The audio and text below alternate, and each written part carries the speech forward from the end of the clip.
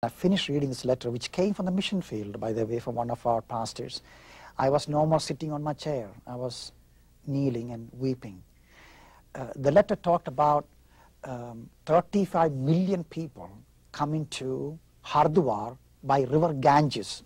I think a lot of people are familiar with the river Ganges. This is a holy river in India where Hindus believe the river was sent from heaven, from the gods. At least once in your lifetime you must go into the river and dip yourself to wash your sins away. And this our brother, after all their witnessing, was going home, and this was a week where they have the high celebration called Kumbh Mela. And this is among the Hindus? Hindus. Okay. And I mean, just imagine 35 million people in a matter of a week or two, converging into one place to go into the river. It's more than the population of Canada. But as he was going home that evening, he writes in this letter, which now my wife gave it to me to read. He saw this young woman sitting by the bank of the river, weeping uncontrollably and pounding upon her chest. But the custom and the culture, you will know something worse than death itself took place for that woman to do that. So our missionary goes to her and asks, what happened to you? Why are you so desperate? Now he writes her answer. She said, my husband is sick, he is ill, he can't work. We are very poor people. And my sins are so many. To find forgiveness for my sins and solution to the problems of my home, I have given the best offering I can give to God as Ganges. My only child, my 6-month-old baby boy, I just threw him into the river. Paragraph. He writes, I sat beside her and explained to her, but your sins are forgiven 2,000 years ago. Jesus died for you. All you have to do is just to believe. God didn't make you poor. He's not mad at you. He's a loving God. After having explained all these Bible verses and how God wanted to bless her and all these things, he writes, she wiped her tears, looked straight into my eyes and simply said, but why didn't you come to me half hour sooner?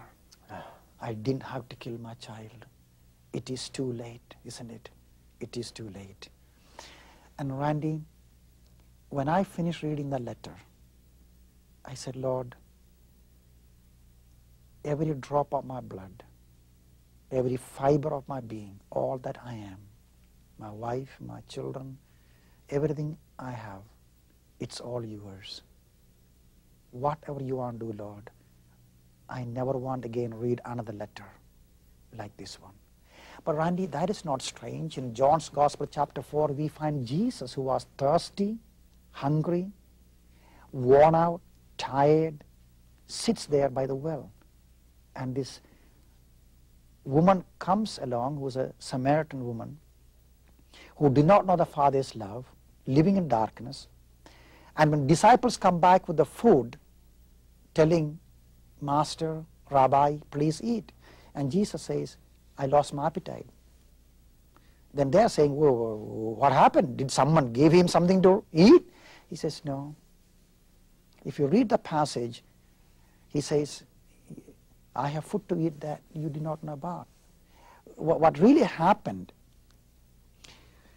his encounter with this woman became a window for him to look through and see a harvest, multitudes that do not know the Father's love and perishing, like a harvest that if you don't do it at the right time, it perishes. So he says, lift up your eyes and see. You don't have 4 months, right now it is. This is what Jesus is all about. He literally lost his appetite. He couldn't make himself eat anymore because he was so gripped with the reality of the lost.